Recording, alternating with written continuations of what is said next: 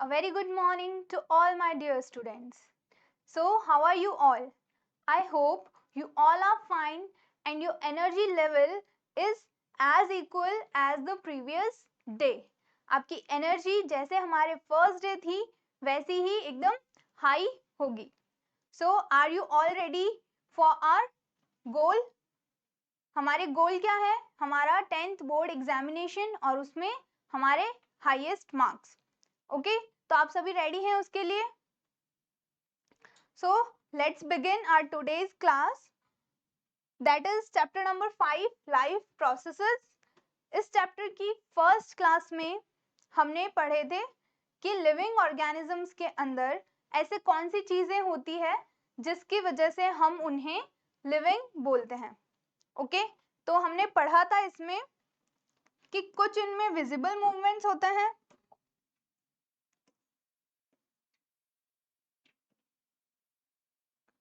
visible movements plus molecular movements.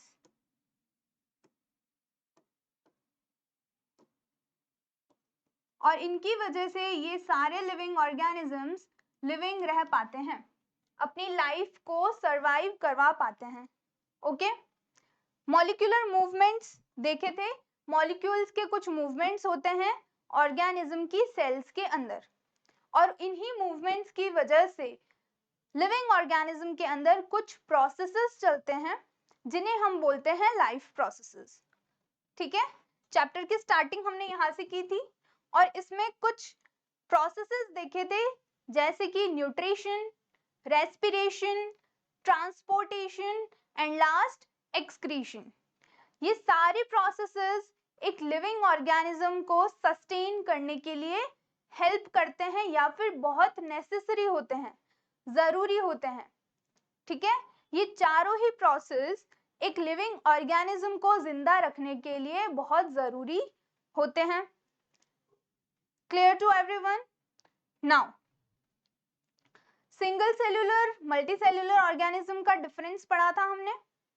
Now come to some questions. जो हमने पढ़ा उसमें से कुछ पूछा जाएगा. ठीक है, जितना भी हमने अभी पढ़ा है उससे रिलेटेड कुछ क्वेश्चंस होंगे जो हमारे बोर्ड एग्जाम में आ सकते हैं. देखो, हम कोई कॉम्पिटिटिव एग्जाम नहीं दे रहे हैं जिसमें हमारे एमसीक्यूज आएंगे. तो एमसीक्यूज हम कॉन्सेप्ट समझ के कर लेते हैं. सिर्फ 4 ऑप्शंस में से हमें एक ही ऑप्शन टिक करना होता है. बट बोर्ड एग्जामिनेशन उससे बहुत डिफरेंट होता है. ओके, बोर्ड एग्जामिनेशन में हमें पूरा आंसर लिखना होता है, पूरी डिटेल लिखनी होती है उस आंसर की.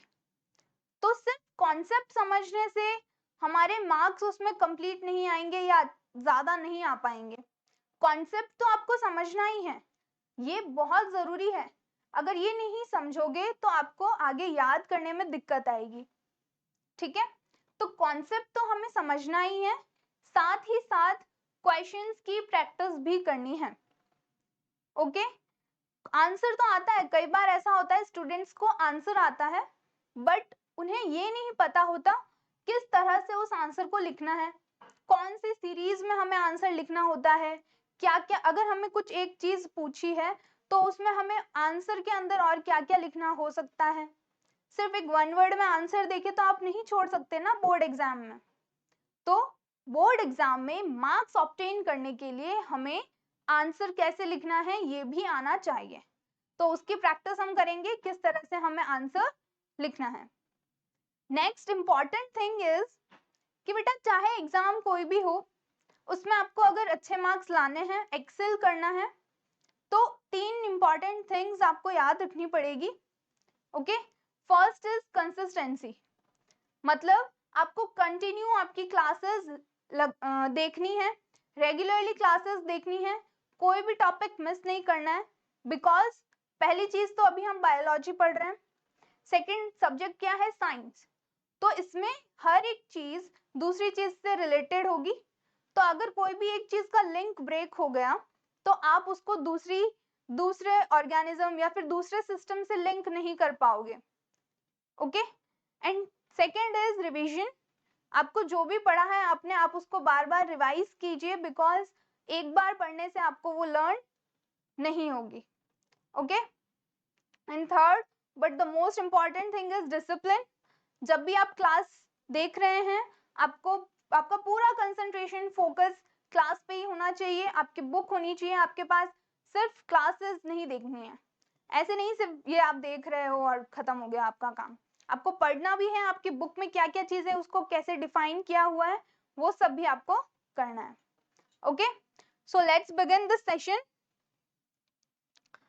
तो कुछ क्वेश्चंस की बात कर रही थी मैं, तो क्वेश्चन इस टॉपिक से रिलेटेड जो क्वेश्चन आ सकता है, पहला क्वेश्चन आएगा कि what criteria do we use for saying that a substance is living. कोई भी ऑब्जेक्ट या कोई ऑर्गेनिज्म लिविंग है या नहीं है, उसके लिए हम कौन सा क्राइटेरिया यूज करते हैं, कैसे पता करते हैं कि वो लिविंग ऑर्गेनिज्म है या नहीं है। ओके, तो फर्स्ट थिंग मैंने आपको बताई थी visible movements and second is molecular movements. अब आपको पता है मॉलिक्यूलर मूवमेंट्स और विजिबल मूवमेंट्स, इनसे हम पता करते हैं, बट इसका आंसर कैसे लिखेंगे आप। ओके, तो इसमें आपको ये लिखना होगा that we consider visible movements and molecular movements to classify an organism as living because living things show various movements that are visible, and also there are some processes that occurs in their body that makes their life sustain on the earth। मतलब क्या है इस चीज का कि पहले तो हम लिख दिया हमारा आंसर, विजिबल मूवमेंट और जो मॉलिक्यूलर मूवमेंट्स हैं वो एक लिविंग ऑर्गेनिज्म को लिविंग बनाए रखते हैं, और इन्हें देख के हम पता करते हैं कोई ऑब्जेक्ट लिविंग है। दूसरा ये क्यों इनको देखते हैं, क्योंकि लिविंग ऑर्गेनिज्म या तो कुछ विजिबल मूवमेंट्स शो करेंगे, दूसरी चीज कि उनकी बॉडी के अंदर बहुत सारे प्रोसेसेस होते हैं जो उनको सर्वाइवल में हेल्प करते हैं। तो जिस भी ऑब्जेक्ट या जिस भी ऑर्गेनिज्म में वो सारे प्रोसेसेस होंगे वो ऑर्गेनिज्म लिविंग होगा। ओके एवरीवन, सो कौन सा क्राइटेरिया है, visible movements and molecular movements. Next हम बात करते हैं न्यूट्रिशन की। हमने कल पढ़ा था nutrition, it is the process of obtaining the food. Nutrition क्या होता है, किसी भी फॉर्म में फूड को ऑब्टेन करना, ठीक है, अपनी बॉडी में फूड लेना, बाहर हमारी बॉडी के बाहर से फूड को ऑब्टेन करना। क्यों करते हैं हम फूड ऑब्टेन, ताकि हमें क्या क्या मिले, फर्स्ट एनर्जी और सेकंड इज रॉ मटेरियल। दो रिक्वायरमेंट्स होती है हर एक लिविंग ऑर्गेनिज्म की, पहली है एनर्जी और सेकंड होती है रॉ मटेरियल। एनर्जी चाहिए हमें सारे प्रोसेसेस को करने के लिए, हमारी बॉडी के सारे फंक्शंस को कंटिन्यूटी देने के लिए हमें चाहिए एनर्जी। दूसरा है रॉ मटेरियल, रॉ मटेरियल हमें चाहिए होता है हमारी बॉडी की ग्रोथ करवाने के लिए, हमारी बॉडी में अलग अलग सब्सटेंसेस बनाने के लिए। जैसे हमारी बॉडी है उसमें हमें प्रोटीन बनाना है, कोई दूसरे सब्सटेंसेस बनाने हैं, हॉर्मोन्स बनाने हैं। ओके, तो इन सबको बनाने के लिए रॉ मटेरियल की जरूरत होती है। वो हमें कहाँ से मिलता है, ये दोनों ही चीजें हमें मिलती है बाय फूड। जो भी फूड आप खाते हो उसी से आपकी बॉडी की रिक्वायरमेंट्स पूरी होती है। इसीलिए बोला जाता है कि आपको फूड कैसा खाना चाहिए, न्यूट्रिशियस फूड खाना चाहिए।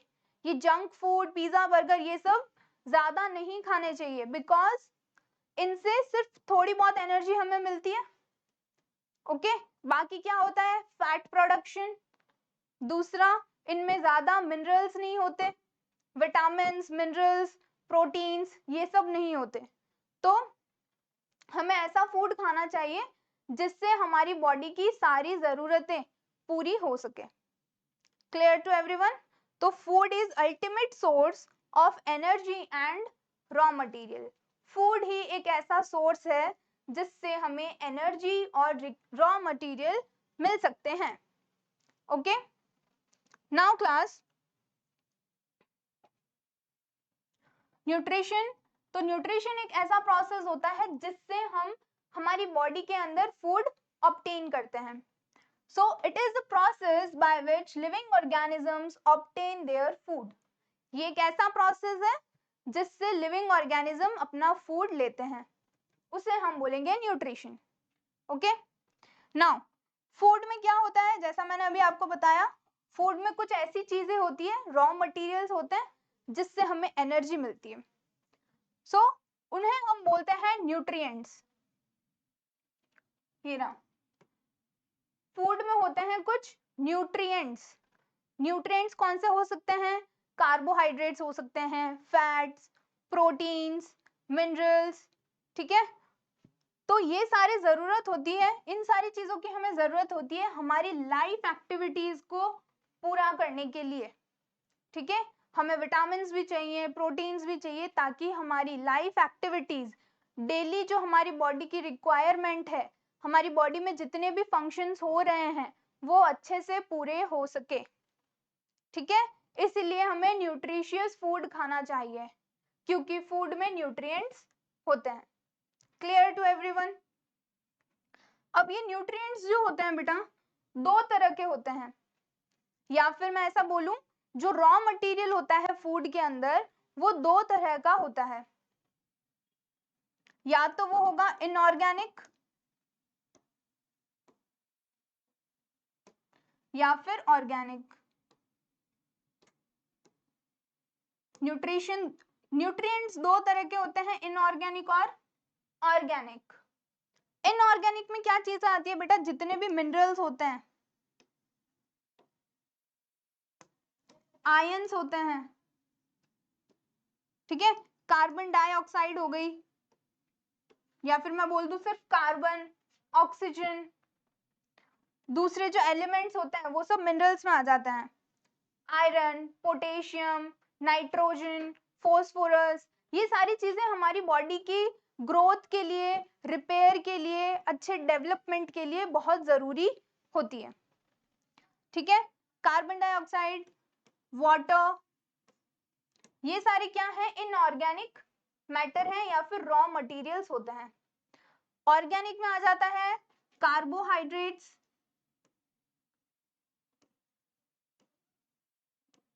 फैट्स, प्रोटीन्स, ओके,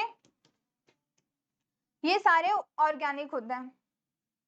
बेटा इनऑर्गेनिक रॉ मटेरियल को या इनऑर्गेनिक न्यूट्रिएंट्स को हम सिंपल सब्सटेंस बोलते हैं, सिंपल सब्सटेंसेस भी बोलते हैं इन्हें। सिंपल सब्सटेंस या फिर इनऑर्गेनिक मैटर, दोनों एक ही बात है। ऑर्गेनिक मैटर जो होता है इसको हम बोलते हैं कॉम्प्लेक्स। क्यों बोला जाता है इसे कॉम्प्लेक्स?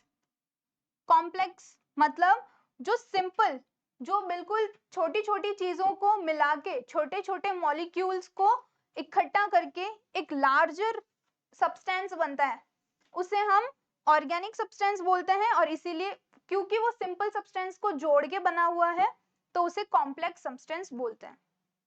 क्लियर? तो जब भी मैं इनऑर्गेनिक की बात करूंगी तो सिंपल सब्सटेंस आएगा, जब भी मैं ऑर्गेनिक बात करूंगी तो कॉम्प्लेक्स सब्सटेंस आएगा, ओके। और कॉम्प्लेक्स में आता है carbohydrate, fat, protein etcetera. Clear है यहां तक? न्यूट्रिशन, न्यूट्रिएंट्स क्या होते हैं और न्यूट्रिएंट्स कितने टाइप के हो सकते हैं, ये। Is that clear? Now students, जितने भी लिविंग ऑर्गेनिजम्स हम देखते हैं, ऑल लिविंग ऑर्गेनिजम्स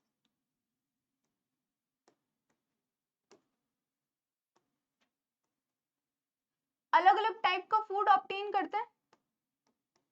हर ऑर्गेनिज्म एक ही टाइप का फूड तो नहीं खा सकता। तो जितने भी लिविंग ऑर्गेनिज्म होते हैं उनकी दो रिक्वायरमेंट अभी बताई मैंने, कौन सी है?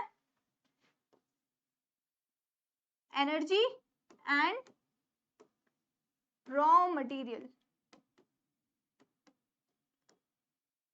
बस इसी चीज के लिए हमें फूड की जरूरत है, एनर्जी और रॉ मटेरियल। ये कहां से मिलते हैं हमें? फूड से। ये दोनों कहाँ से मिलेंगे? वेरियस फूड सब्सटेंसेस या फिर वेरियस टाइप ऑफ फूड। अलग अलग तरह के फूड होते हैं, हर एक ऑर्गेनिज्म अलग तरह का खाना खाता है, ठीक है। प्लांट्स हैं तो उनका फूड अलग होता है, एनिमल्स अपना फूड अलग होते हैं, अलग अलग एनिमल्स का भी फूड अलग अलग होता है। कोई हर्ब्स खाते हैं, प्लांट्स को खाते हैं, कोई दूसरे एनिमल्स को खाते हैं, ठीक है। तो डिफरेंट एनिमल्स का फूड सोर्स भी क्या होता है? डिफरेंट होता है।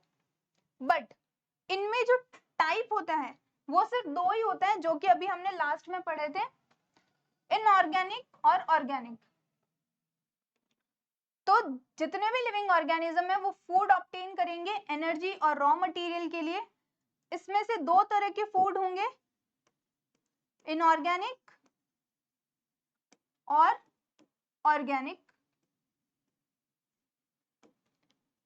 ऐसे ऑर्गेनिजम्स जो अपना खाना या फिर जो अपने एनर्जी के लिए, रॉ मटेरियल के लिए इस इनऑर्गेनिक सब्सटेंस पर डिपेंड करते हैं, उन्हें हम बोलते हैं ऑटोट्रॉप्स। ओके, इनऑर्गेनिक में क्या क्या आता है? जैसे CO2, वाटर,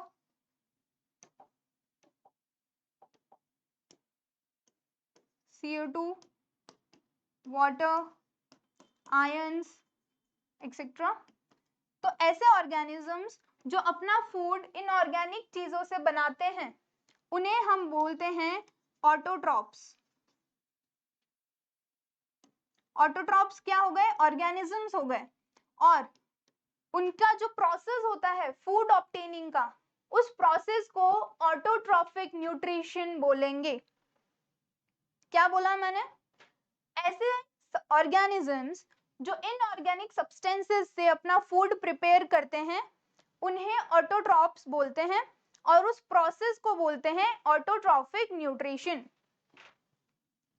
तो इसे मैं बोल दूंगी ऑटोट्रॉफिक न्यूट्रिशन।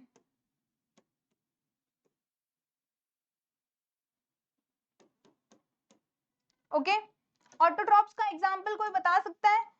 कौन होते हैं ऐसे ऑर्गेनिज्म, कौन से ऑर्गेनिज्म अपना फूड इन इनऑर्गेनिक मैटर से बनाता है और खुद बनाते हैं? तो ऑटोट्रॉप्स में आ जाएंगे green plants and some bacteria.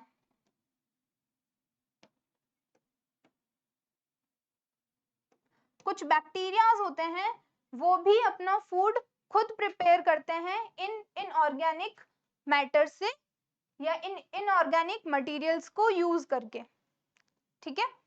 तो autotrophic nutrition is a type of nutrition in which organisms prepare their own food by the help of inorganic substances। Definition लिख सकते हैं आप? क्या मैं इससे अपनी डेफिनेशन लिख सकती हूँ ऑटोट्रॉफिक न्यूट्रिशन की? तो सबसे पहले देखते हैं टाइप्स ऑफ न्यूट्रिशन कौन से होते हैं।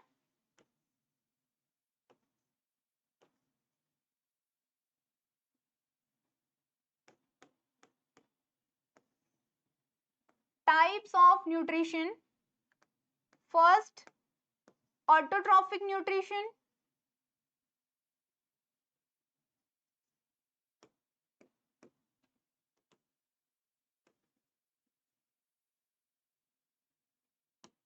डेफिनेशन रिकॉल करो, अभी बताइए मैंने। The nutrition in which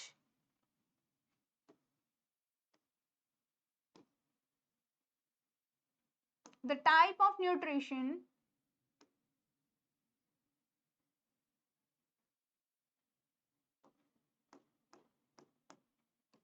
in which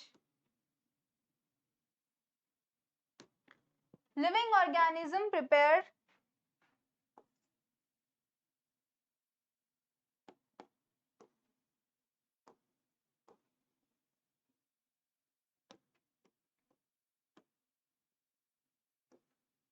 their own food अपना खाना खुद बनाते हैं by the help of inorganic substances. ये इंपॉर्टेंट है,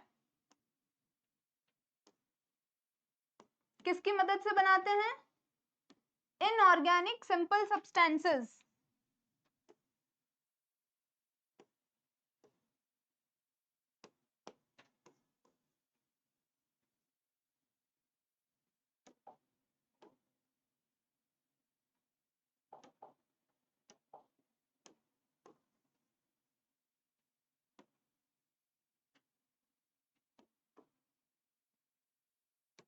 is known as autotrophic nutrition। कौन कौन होते हैं बेटा ऑटोट्रॉफिक न्यूट्रिशन कौन करता है? एग्जाम्पल मैं बोल सकती हूँ green plants and some bacteria. Bacteria का स्पेसिफिकली नाम अगर देखा जाए तो जैसे ब्लू ग्रीन एल्गी, कौन सा? Blue green algae. ये एल्गी नाम जरूर आ रहा है लेकिन ये होता है बैक्टीरिया, साइनोबैक्टीरिया कह सकते हैं। ओके,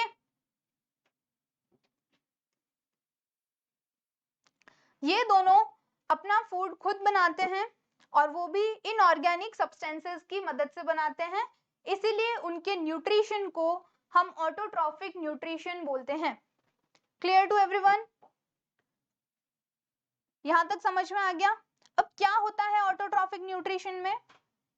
देखो ये क्या करेंगे ऑटोट्रॉफ्स, इनऑर्गेनिक जो सब्सटेंसेस है, इनऑर्गेनिक सब्सटेंस को चेंज कर देंगे ये ऑर्गेनिक सब्सटेंस के अंदर।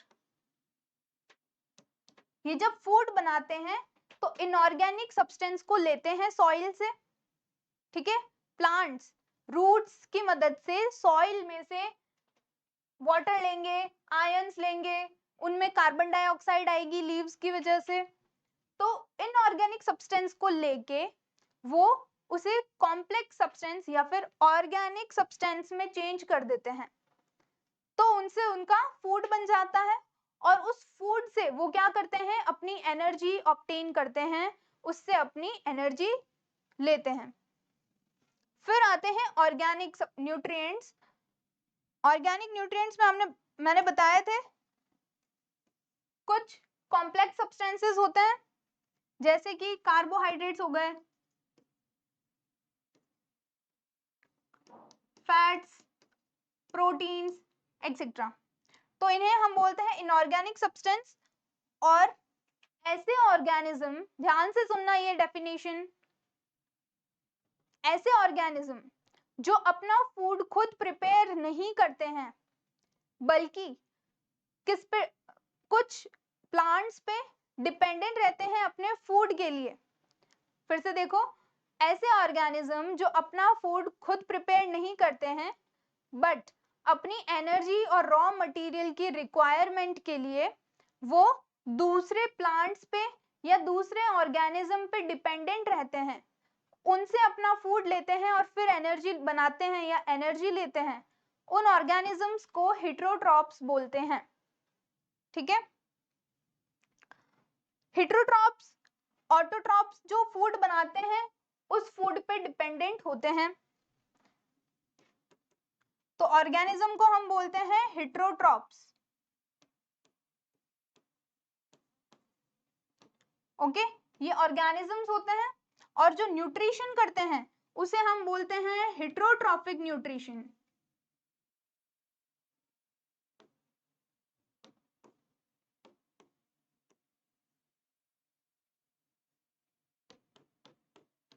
तो ऐसा न्यूट्रिशन जिसमें ऑर्गेनिज्म अपना फूड खुद प्रिपेयर नहीं करेंगे बल्कि डिपेंडेंट रहेंगे प्लांट्स पे for their nutrition, that is known as heterotrophic nutrition.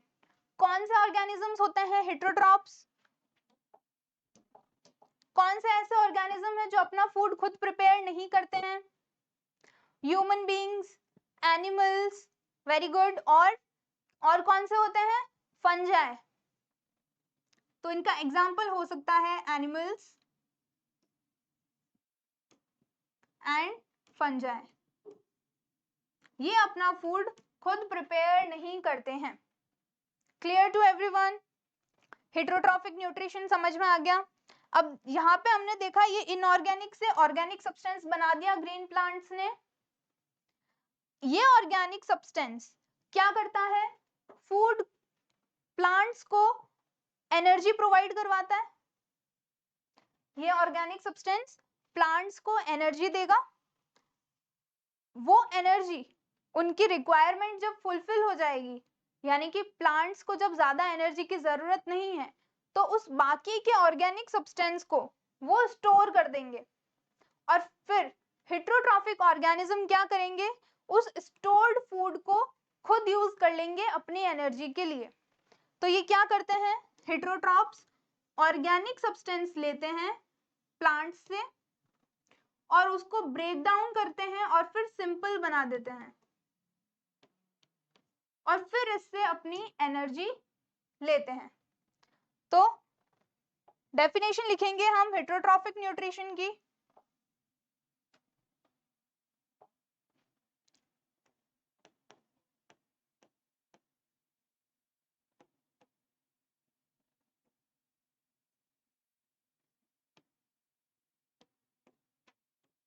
What is heterotrophic nutrition?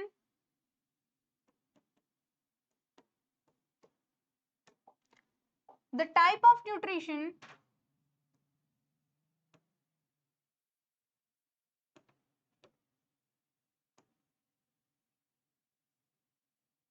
in which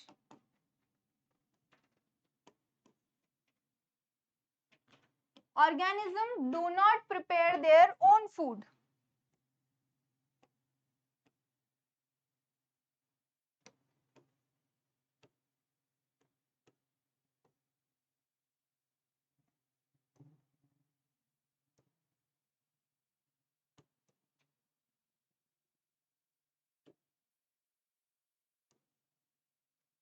But are dependent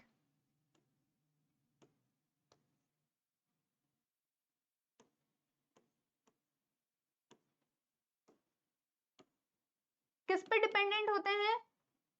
autotrophs पे या फिर ग्रीन प्लांट्स पे, but are dependent on green plants,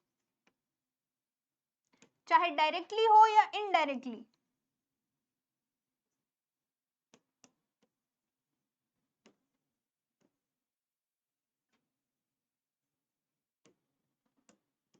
for their nutrition या फिर for their food is known as heterotrophic nutrition. Okay, इसके examples लिखेंगे animals and fungi. Clear to everyone? So दो type का न्यूट्रिशन होता है, autotrophic nutrition and heterotrophic nutrition. Autotrophic nutrition में green plants और कुछ बैक्टीरिया अपना फूड खुद बनाते हैं by the help of inorganic simple substances and convert them into organic substance. किस में चेंज कर देते हैं उनको? ऑर्गेनिक सब्सटेंस में चेंज कर देते हैं। जबकि हेटेरोट्रॉफिक न्यूट्रिशन क्या होता है? The type of nutrition in which organism do not prepare their own food, अपना फूड खुद नहीं बनाते हैं, उसे हम बोलते हैं हेटेरोट्रॉफिक न्यूट्रिशन। ठीक है, वो अपना फूड यानी कि ऑर्गेनिक फॉर्म में लेते हैं, ऑर्गेनिक फॉर्म बना दी प्लांट्स ने, उस प्लांट को वो खाएंगे तो उसमें ऑर्गेनिक सब्सटेंस चला गया, उस ऑर्गेनिक सब्सटेंस को वो चेंज कर देंगे सिंपल सब्सटेंस में और फिर इससे अपनी एनर्जी ऑब्टेन करेंगे। समझ में आ गया? तो एनिमल्स जो हैं वो प्लांट्स पे बहुत ज्यादा डिपेंडेंट हैं, अपने फूड के लिए डिपेंडेंट हैं, चाहे डायरेक्टली हो या इनडायरेक्टली। डायरेक्टली इनडायरेक्टली का मतलब क्या है? जैसे हमने बोला लायन, वो तो प्लांट्स नहीं खाता, वो तो दूसरे ऑर्गेनिज्म को खाता है, डियर को खाता है मान लो, लेकिन डियर किससे जिंदा है, किस वजह से जिंदा है वो, प्लांट्स की वजह से, वो तो प्लांट्स को ही खाता है, ग्रीन प्लांट्स को। तो अगर डियर ग्रीन प्लांट्स पे डिपेंडेंट है तो वो हो गया डायरेक्टली डिपेंडेंट है, वो डायरेक्टली ग्रीन प्लांट्स खाता है। बट लॉयन जो है वो इनडायरेक्टली प्लांट्स पे डिपेंडेंट है, क्योंकि वो ऐसे ऑर्गेनिज्म को खाता है जिसमें एनर्जी प्लांट्स की वजह से ही आ रही है। तो सबका जो फूड है वो कौन बनाते हैं, ओनली प्लांट्स ही बनाते हैं। हम सिर्फ उनसे फूड लेते हैं, उसको ब्रेक डाउन करके हमारी एनर्जी ऑब्टेन करते हैं। Clear to everyone? Is there any doubt in this? Okay, now अगर मैं ऑटोट्रॉफिक न्यूट्रिशन की बात करूं तो ऑटोट्रॉफिक न्यूट्रिशन में इनऑर्गेनिक सब्सटेंसेस होते हैं। ग्रीन प्लांट्स ऑटोट्रॉफिक न्यूट्रिशन करते हैं, लेकिन कैसे करते हैं, ऐसा उनमें क्या होता है जिसकी वजह से वो अपना फूड खुद बना पाते हैं। एनिमल्स तो ग्रीन प्लांट से बहुत ज्यादा डेवलप्ड है? हमारे पास हाथ है, पैर है, एक जगह से दूसरी जगह हम जा भी सकते हैं। प्लांट्स तो मूवमेंट एक जगह से दूसरी जगह जा भी नहीं सकते। तो प्लांट्स में ऐसा क्या होता है जिस वजह से वो अपना फूड प्रिपेयर कर पाते हैं? तो उनमें होती है दो मेजर थिंग्स। फर्स्ट इज, उनमें होता है फोटोसिंथेसिस का प्रोसेस। तो हेडिंग डालोगे ऑटोट्रॉफिक न्यूट्रिशन,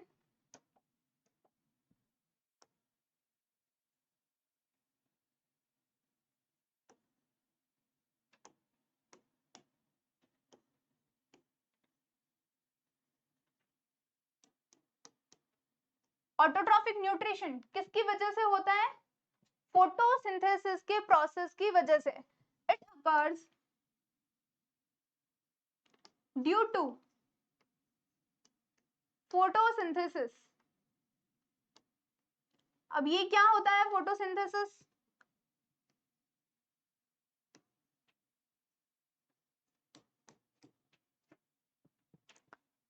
ग्रीन प्लांट्स में ऑटोट्रॉफिक न्यूट्रिशन फोटोसिंथेसिस की मदद से होता है।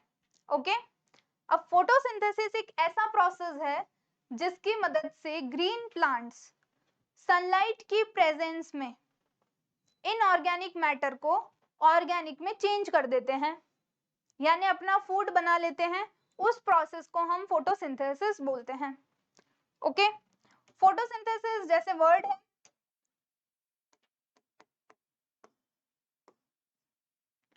Photosynthesis,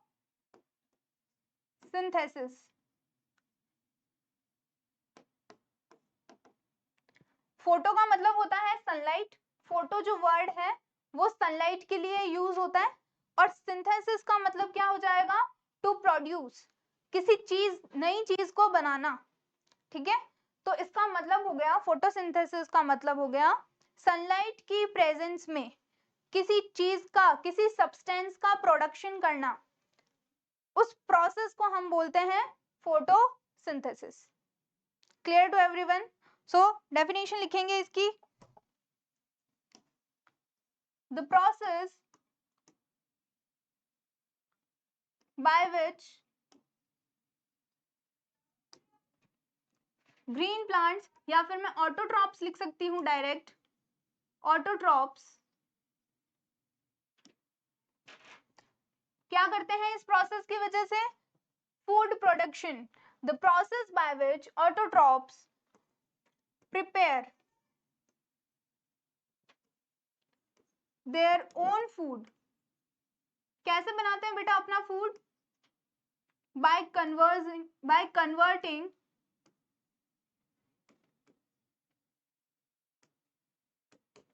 inorganic substance, inorganic simple substance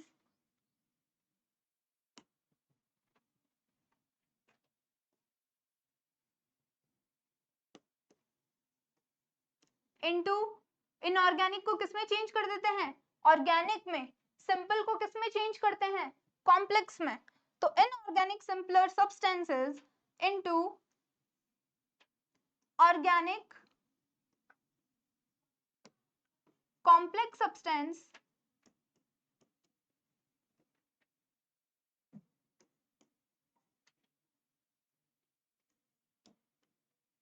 is called photosynthesis. Wait, एक चीज भूल गए हम इसमें, किसके प्रेजेंस में होता है ये process? In the presence of sunlight. Substances in the presence of sunlight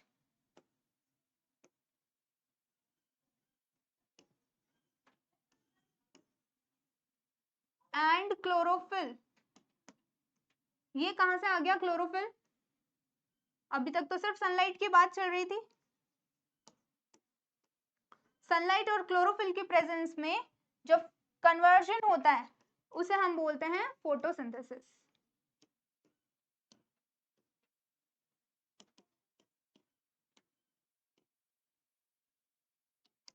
okay, अभी कैसे होता है? तो फोटोसिंथेसिस का जो प्रोसेस होता है वो 3 स्टेप में पूरा होता है। ओके, देखते हैं उसके स्टेप्स।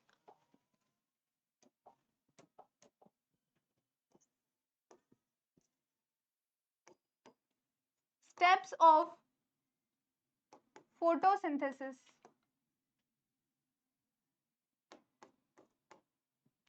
तो देखो क्या होता है, जैसे कि एक ग्रीन लीफ है हमारे पास,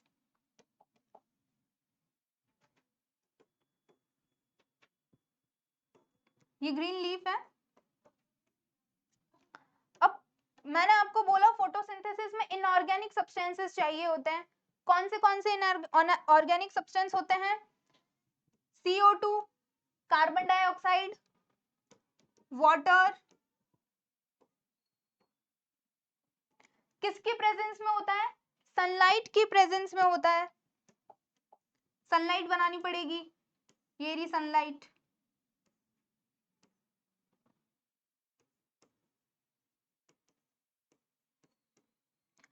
सनलाइट और एक और चीज हम भूल रहे हैं, कौन सी? क्लोरोफिल। ये है क्लोरोफिल।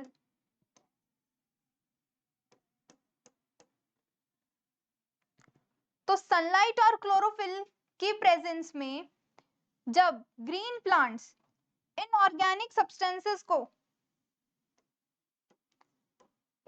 सब्सटेंसेस जैसे कि water and carbon dioxide, CO2 और H2O, इनको किस में कन्वर्ट कर देते हैं बेटा? ये सब कन्वर्ट हो जाते हैं ग्लूकोज में। ग्लूकोज एक तरह का कार्बोहाइड्रेट है।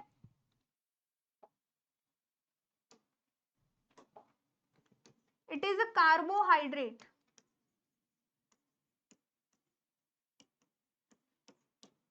ओके, तो उस प्रोसेस को हम फोटोसिंथेसिस बोलते हैं। कार्बन डाइऑक्साइड होता है raw material, H2O raw material है, किसकी प्रेजेंस में होगा? क्लोरोफिल।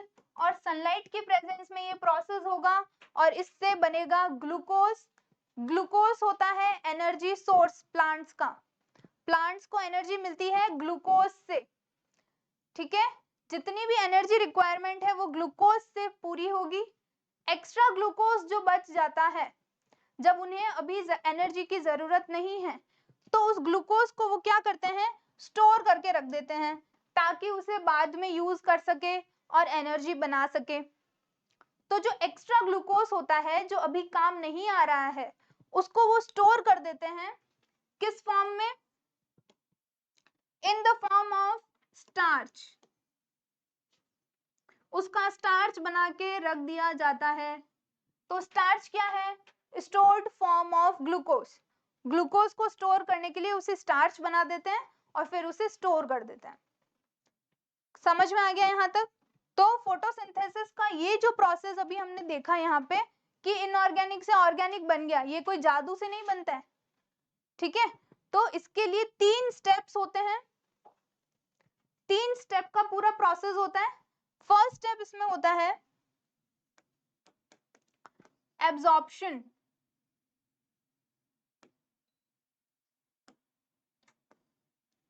एब्जॉर्प्शन किसका होगा? Absorption of sunlight, absorption of sunlight, sunlight को एब्जॉर्ब किया जाता है, कौन एब्जॉर्ब करता है? बाय लीव्स, लीव्स जो होती है प्लांट्स की वो एब्जॉर्ब करती है, एंड क्लोरोफिल, क्लोरोफिल क्या होता है? क्लोरोफिल लीव्स के अंदर एक ग्रीन कलर का पिगमेंट होता है जो किसमें हेल्प करता है? सनलाइट की एब्जॉर्प्शन में हेल्प करता है।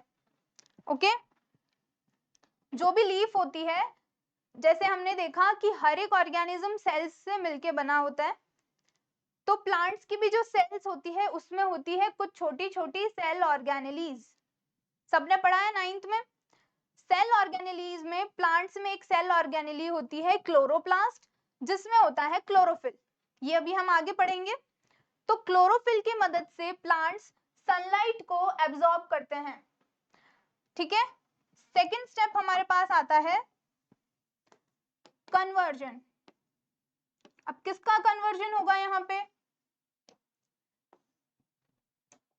तो हमने देखा सनलाइट क्या है? एक लाइट एनर्जी है, सन से जो लाइट मिल रही है वो एक लाइट एनर्जी है, तो उस लाइट एनर्जी को केमिकल एनर्जी में चेंज करना पड़ता है ताकि उन प्लांट्स में, उनकी लीव्स में एक केमिकल रिएक्शन हो सके और इनऑर्गेनिक को ऑर्गेनिक बनाया जा सके।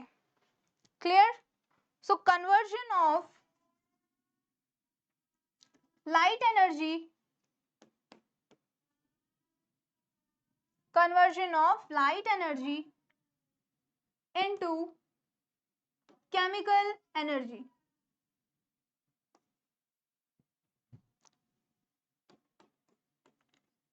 लाइट एनर्जी को केमिकल एनर्जी में चेंज कर दिया जाता है। सेकेंड स्टेप यहीं पे खत्म नहीं होता है, सेकेंड स्टेप का एक और पार्ट होता है, that is and splitting of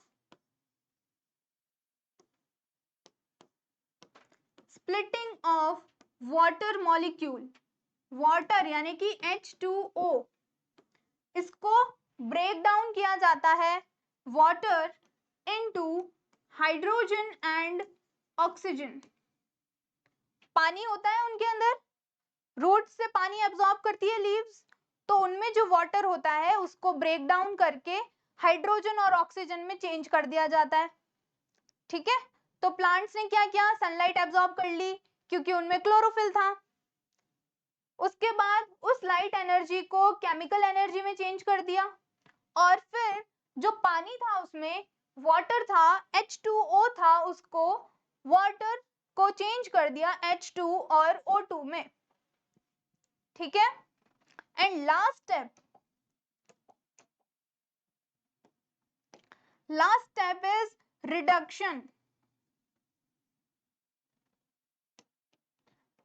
ठीक है, reduction of carbon dioxide. Plants में जो कार्बन डाइऑक्साइड है उसका रिडक्शन किया जाता है एंड उसे कन्वर्ट कर दिया जाता है कार्बोहाइड्रेट्स में। Reduction of CO2 and converting it into carbohydrate।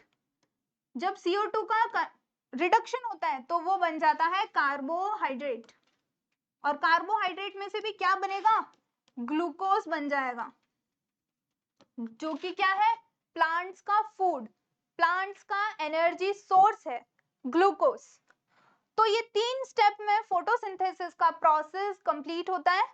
पहला होता है एब्जॉर्प्शन, सनलाइट एब्जॉर्ब करेगी लीव्स, उसके बाद में लाइट एनर्जी को केमिकल एनर्जी में चेंज कर देगी और फिर वाटर को ब्रेक डाउन कर देंगे।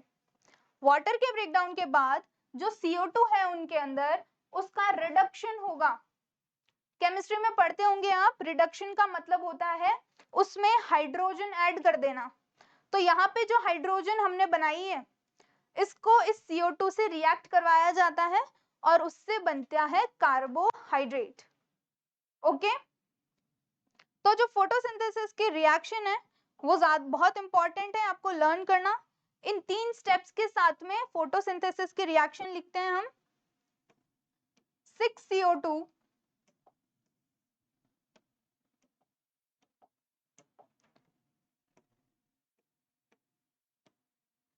Plus 6H2O।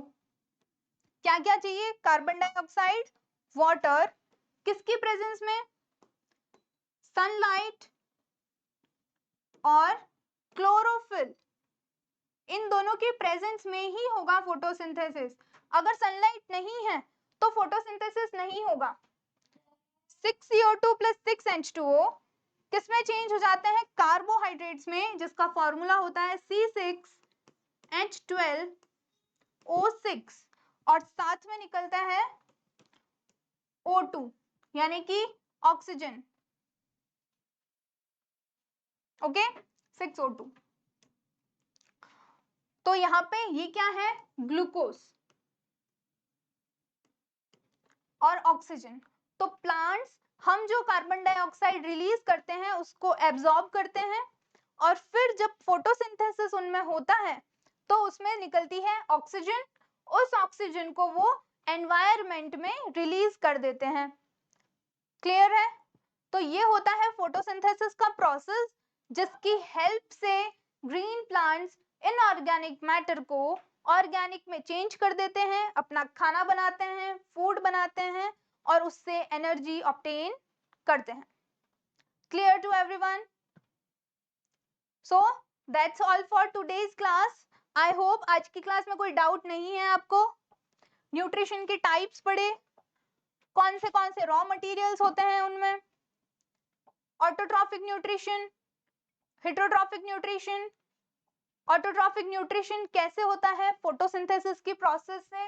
ये 3 स्टेप की रिएक्शन होती है, तीनों स्टेप्स आपको समझाएं और ये है उसकी chemical reaction. So that's all for today. Thank you so much.